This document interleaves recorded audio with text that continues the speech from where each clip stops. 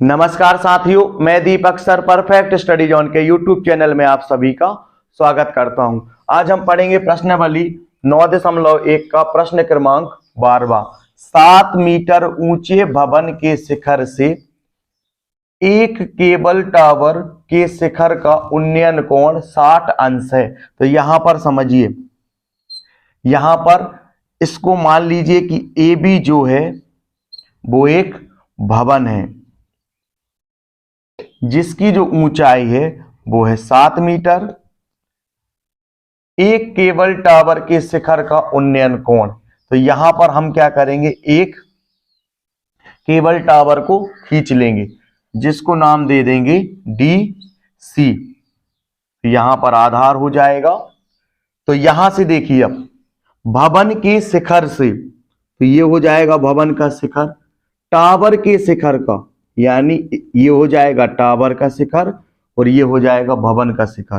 तो भवन के शिखर से टावर के शिखर का उन्नयन कोण जो है वो बनेगा 60 अंश का। उन्नयन कोण कब बनता है? जब नीचे से ऊपर की ओर देखते हैं तब बनता है उन्नयन कोण। तो यहां पर उन्नयन कोण बन रहा है 60 अंश का। तो यहां पर हम क्या करेंगे, क्षैतिज रेखा को खींच देते हैं और यहां पर हम नाम दे देंगे ई।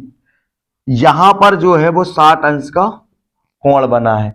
इसके बाद देखिए, और इसके पाद का अवनमन कोण 45 अंश है। यानी यहां पर जो एक टावर है, टावर का पाद का मतलब होता है निचला सिरा, यानी ये वाला सिरा, और यहां पर है भवन। तो यहां पर अवनमन कोण, अवनमन कोण का मतलब होता है जब ऊपर से नीचे की ओर देखते हैं तब अवनमन कोण होता है, और जब नीचे से ऊपर की ओर देखते हैं तो वो होता है उन्नयन कोण। तो यहां पर अवनमन कोण बनेगा यहां पर। तो यहां पर जो है वो अवनमन कोण बन जाएगा 45 अंश का, क्योंकि ऊपर से नीचे की ओर जो एंगल बनता है वो बनता है अवनमन कोण का। चूंकि यहां पर एकांतर कोण लगेगा, यानी यहां पर 45 अंश का होगा तो यहां पर भी 45 अंश का हो जाएगा। किस तरीके से होगा? एकांतर कोण से यहां पर हो जाएगा 45 अंश का एंगल। अब यहां पर देखिए, ए बी सी और ई, ये जो है वो एक समांतर चतुर्भुज बन गया है। तो समांतर चतुर्भुज में आमने सामने की भुजाएं जो होती हैं वो होती हैं बराबर। तो ए बी के सामने की भुजा कौन सी है? ए बी के सामने की भुजा है ईसी। जब ए बी 7 मीटर है तो ईसी भी कितना हो जाएगा? ईसी भी हो जाएगा 7 मीटर। यहां पर अब हम क्या करेंगे, बीसी जो है आधार, तो बीसी को हम मान लेंगे x मीटर। तो यहां पर समांतर चतुर्भुज है, तो बीसी के सामने क्या है? बीसी के सामने है AE। जब बीसी x मीटर है तो AE भी कितना हो जाएगा? तो ये भी हो जाएगा x मीटर। तो यहां पर आपको समझ में आ गया होगा कि यहां पर 7 और यहां पर x मीटर किस तरीके से आया। अब इसके बाद देखिए, यहां पर दो समकोण त्रिभुज बनेंगे।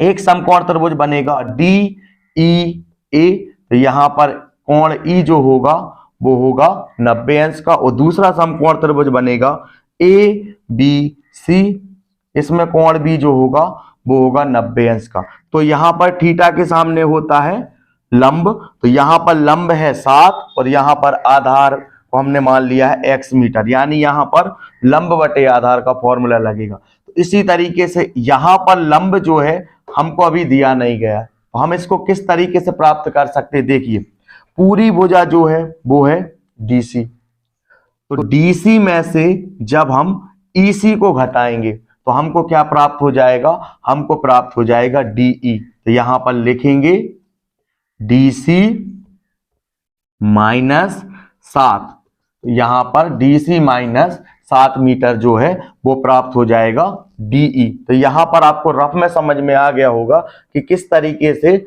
हम इस सवाल को हल करेंगे। अब हम क्या करेंगे, यहां पर इसकी फेयर आकृति बना लेते हैं। तो यहां पर हमने फेयर में डायग्राम बना लिया है। चित्र अनुसार AB जो है वो एक भवन है और जो DC है वो एक टावर है। तो AB बराबर है EC, यानी AB 7 मीटर है तो AC भी होगा 7 मीटर। इसी तरीके से BC को हमने माना है x मीटर, तो AE भी होगा x मीटर। यहां पर देखिए उन्नयन कोण बनेगा ए ई जो होगा 60 अंश का। उन्नयन कोण का मतलब होता है जब हम नीचे से ऊपर की ओर देखते हैं तो वो होता है उन्नयन कोण। और यहां पर दो अवनमन कोण बनेंगे ई ए सी। जब ऊपर से नीचे की ओर देखते हैं तब अवनमन कोण होता है, इसलिए यहां पर 45 अंश का अवनमन कोण बना है। और यहां पर एकांतर कोण बन जाएगा सी पर 45 अंश का। तो दूसरा अवनमन कोण बन जाएगा ए सी बी बराबर होगा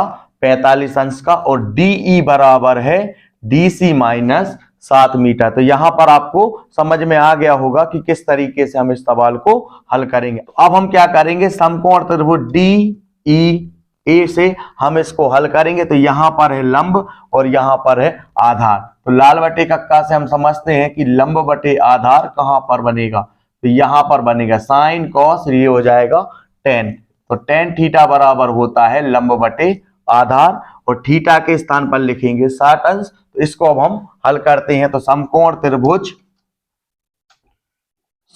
त्रिभुज डीईए में तो यहां पर फॉर्मूला लगेगा टेन थीटा बराबर लंब बटे आधार। यहां पर टेन थीटा के स्थान पर लिखेंगे 60 अंश। तो यहां पर आ जाएगा 60 अंश। इसमें जो लंब है वो है डीई, तो यहां पर लिखेंगे डीई। और यहां पर जो आधार है वो है एई, तो आधार के स्थान पर लिखेंगे एई। तो टेन 60 अंश का मान होता है कर्णी 3। इसके बटे में एक हम लिख सकते हैं बराबर डीई के स्थान पर क्या लिखेंगे, डीसी माइनस 7।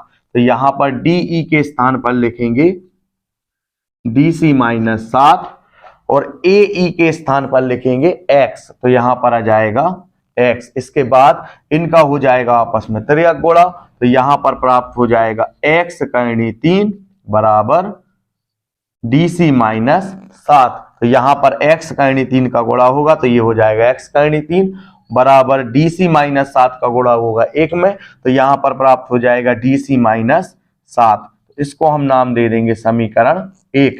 इसी तरीके से अब हम क्या करेंगे, दूसरा समकोण त्रिभुज ए बी सी जिसमें लंब होगा 7 मीटर और आधार होगा x मीटर। तो यहां पर लंब बटे आधार का फॉर्मूला लगा के हम इसको हल करेंगे। तो यहां पर लिखेंगे समकोण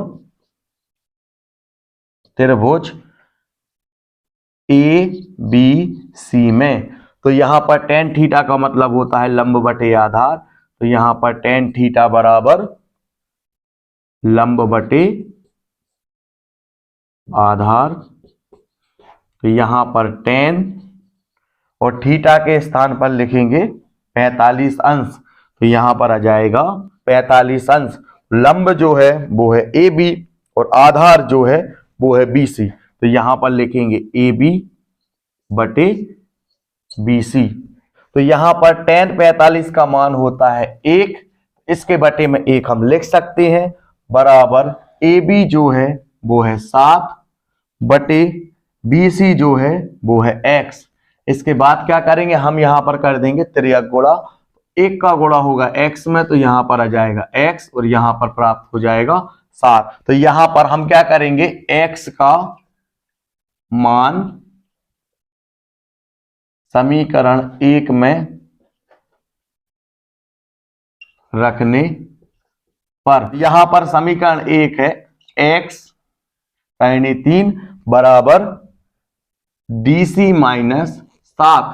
तो जहां पर x है वहां पर लिखेंगे 7। तो यहां पर आ जाएगा 7 कर्णी 3 बराबर डीसी माइनस 7। तो यहां पर आ जाएगा 7 कर्णी 3 और माइनस का 7 जब इस तरफ आएगा तो ये हो जाएगा प्लस 7 बराबर डीसी। तो यहां पर भी 7 है और यहां पर भी 7 है तो 7 हम ले लेंगे कॉमन। तो यहां पर 7 और यहां पर अंदर बचेगा कर्णी 3 प्लस 7 यहां पर था तो यहां तो हमने बाहर ले लिया कॉमन में। तो यहां क्या बचेगा 1। 7 का गुणा जब इन दोनों में करेंगे तो ये प्राप्त हो जाएगा बराबर डीसी। तो यहां पर हमको डीसी को ज्ञात करना था, तो डीसी जो है वो हमको ज्ञात हो गया है। डीसी का जो मान है वो है 7 ब्रैकेट में करनी 3 + 1। चूंकि टावर की जो ऊंचाई है उसको हमने क्या माना है, डीसी, तो यहां पर डीसी का जो मान है वो प्राप्त हो गया है। तो यहां पर हम लिखेंगे अतः टावर की ऊंचाई